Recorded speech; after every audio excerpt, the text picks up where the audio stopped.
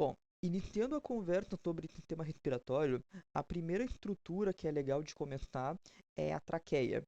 Porque a traqueia é um órgão bem simples, vai ser caracterizado por ter um formato em C, um formato côncavo, e por ter uma enorme peça de cartilagem hialina no seu interior, que vai servir para evitar o colabamento da traqueia.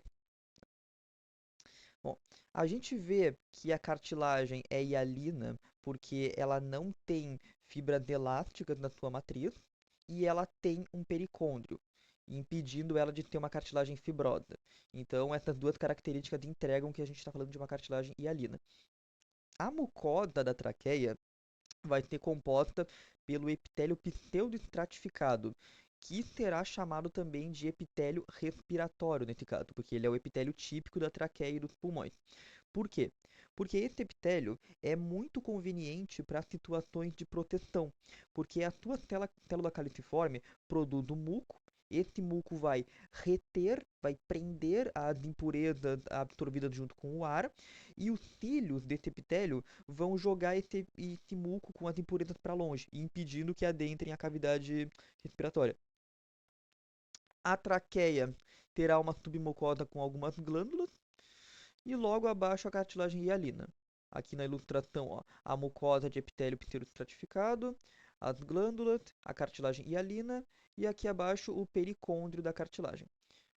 Lembrando, a cartilagem, assim como o epitélio, é um tecido avascular, não recebe irrigação, então para ela ser nutrida, ela depende de um conjuntivo logo abaixo dela.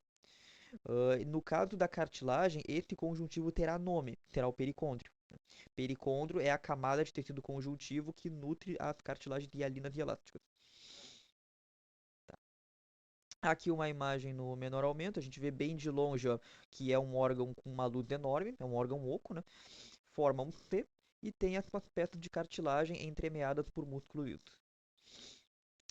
Entrando agora nos pulmões, então, vamos ver aqui, ele vai seguir essa ordem aqui, essa é a ordem por onde passa o oxigênio.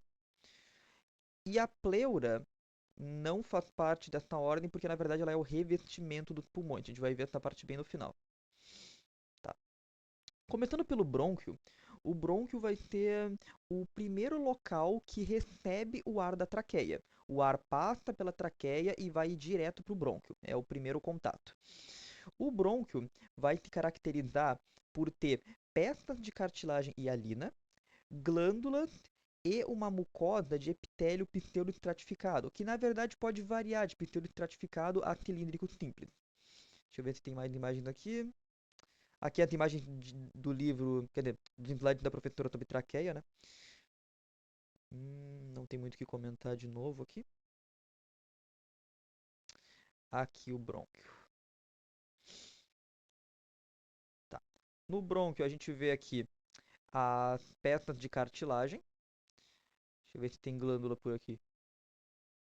A gente vê aqui algumas glândulas e a sua mucosa não é tão preguiada, é uma mucosa quase que regular e de epitélio pseudoestratificado acilíndrico simples. Esses espaços aqui teriam um tal véolo, que a gente vai ver mais à frente. Aqui o epitélio respiratório, né, pseudoestratificado ciliado com células caliciformes, cartilagem hialina, as glândulas da submucosa do brônquio e o músculo liso. O músculo liso vai ser necessário porque o brônquio ele aumenta e diminui de tamanho conforme a passagem de ar, né? Então ele precisa ter essa capacidade. Aqui uma imagem em menor aumento do brônquio, a gente vê aqui nesse caso uma grande peça de cartilagem revestindo esse brônquio. Aqui a mucosa levemente preguiada e nesse aumento não vai ser possível de enxergar as glândulas, mas se é brônquio tem glândula. Tá. Hum, Essa imagem está meio bagunçada, não vale a pena conversar sobre ela. Tá, agora o bronquíolo. Aqui a conversa vai mudar um pouco porque ele vai perder praticamente tudo que o brônquio tinha e vai ficar apenas com músculo liso.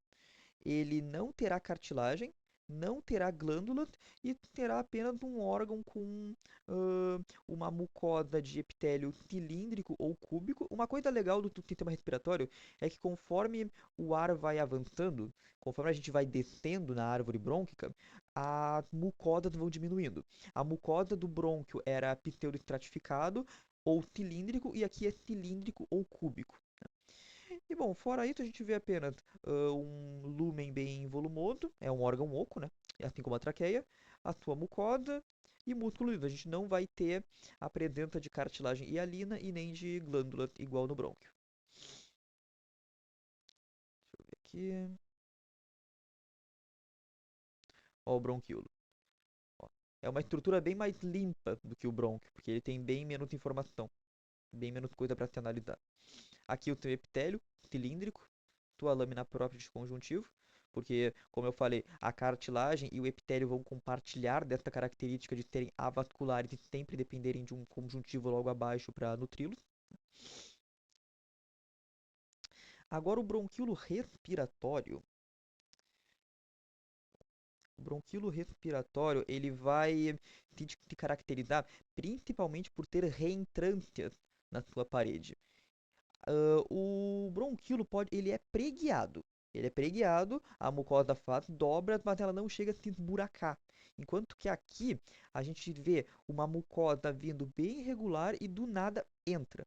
Uma, um buraco brusco, sabe? A gente não era uma coisa organizada igual às regulações, às irregularidades do bronquíolo.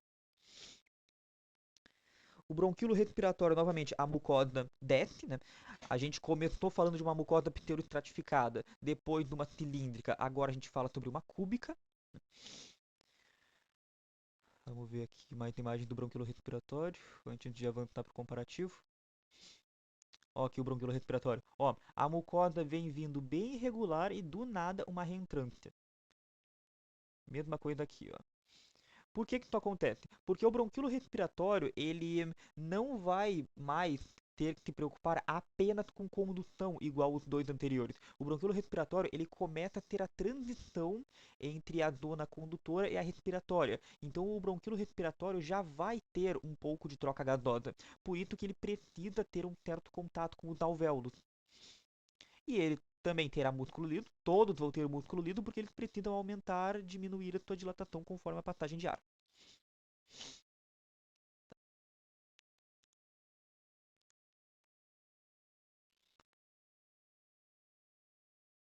Tá, vamos ver o comparativo.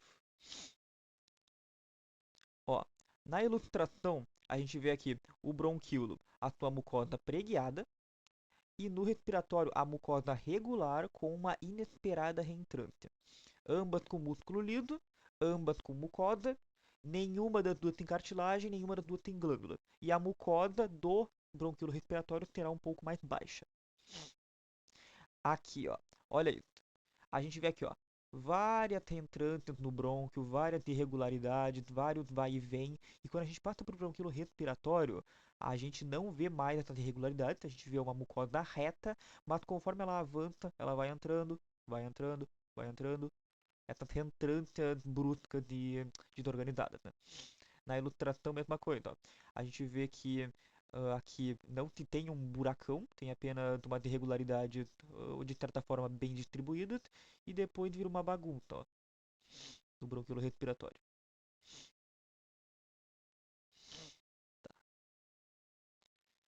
Isso aqui, essa imagem confunde um pouco se é bronquíolo respiratório ou ducto alveolar.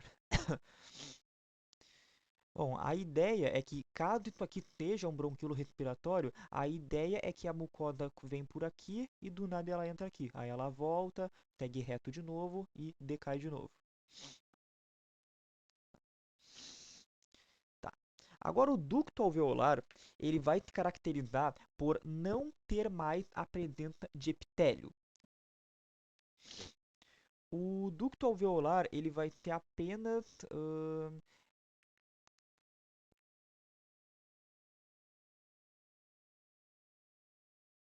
tá, desculpa. No ducto alveolar, a gente vai ver como se fosse uma avenida reta. Uma avenida reta que vai ter apenas alvéolos na sua parede. Olha isso aqui.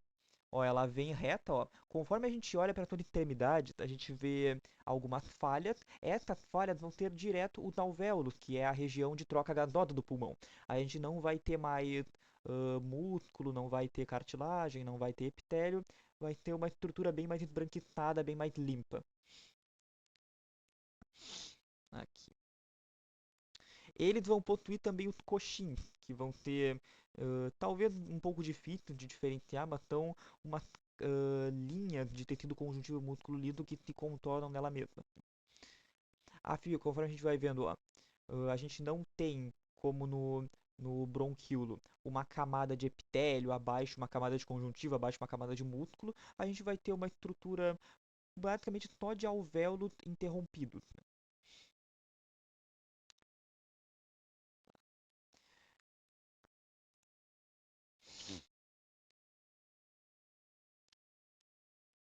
Hum, Tá.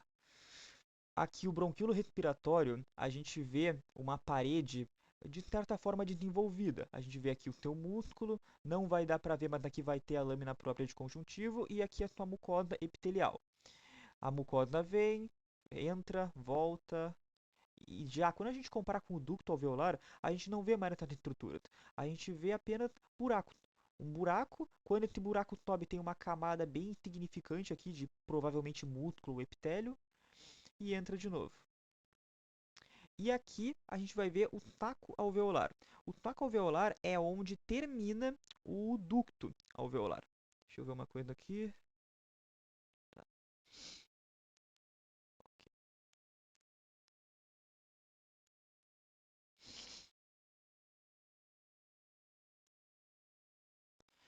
Não tem muita descrição a respeito do taco alveolar. Basicamente, eles vão ter diversos grupos de alvéolos que vão se abrir em um espaço comum. Aqui a gente tem um alvéolo, aqui outro, aqui outro, aqui outro. E a gente vê que todos eles vão ter suas aberturas apontadas para o mesmo lugar. Supondo que aqui onde está a ponta do meu mouse esteja o núcleo, esteja um centro, todos eles apontam para cá.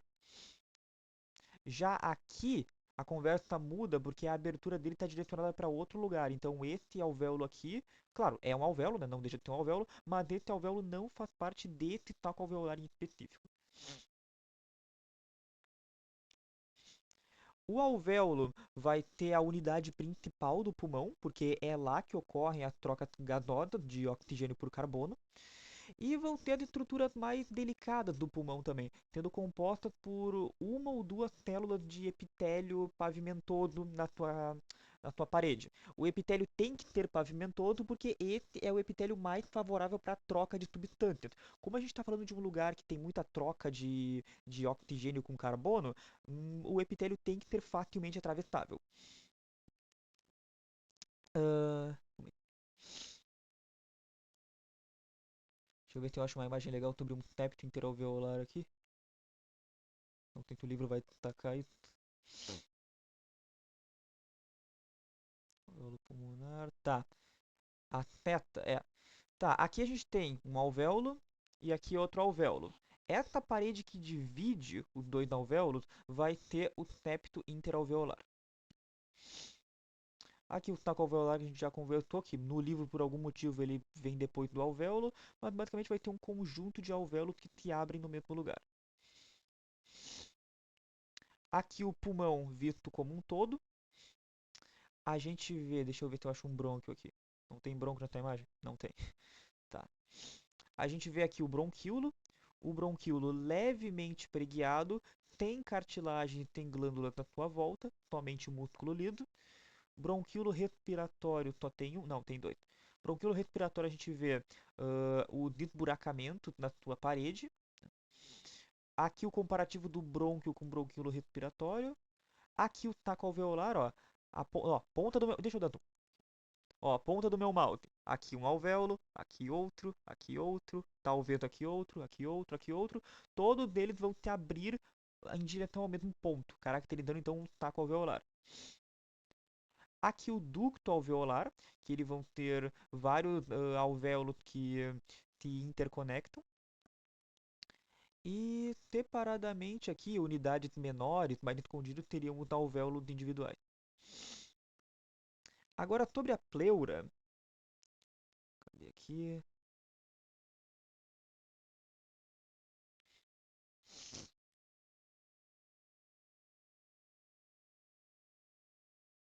Tá. A pleura, então, vai ter uma camada terosa de tecido conjuntivo que reveste o pulmão. Ela vai ser dividida em parietal e visceral. A visceral é aquela que está em contato direto com o pulmão, enquanto que a parietal vai ter contato com a caixa torácica.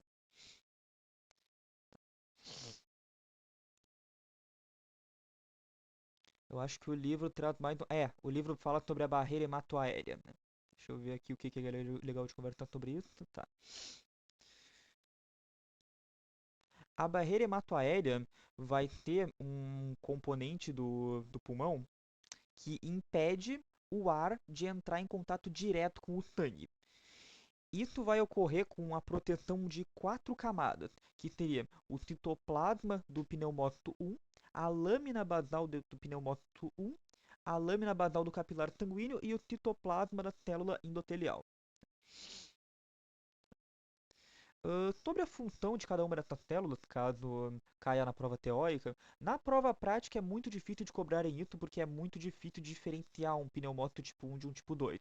Mas a diferença seria que o pneumócito tipo 1 vai ser responsável pela troca gasosa e pelo revestimento do alvéolo, enquanto que o pneumócito tipo 2 vai ser responsável pela produção do surfactante, que é o líquido responsável por revestir a superfície dos alvéolos e diminuir a tensão com a água, evitando assim o colapso dos alvéolos durante uma troca gasosa, por exemplo.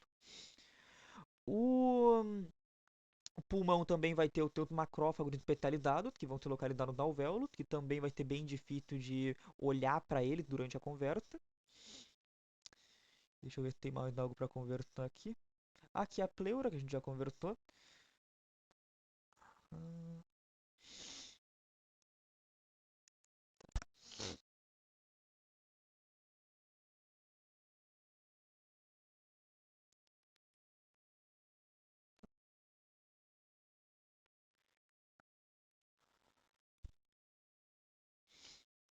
eu tô consultando os materiais aqui e parece que respiratório era só isso aí mesmo.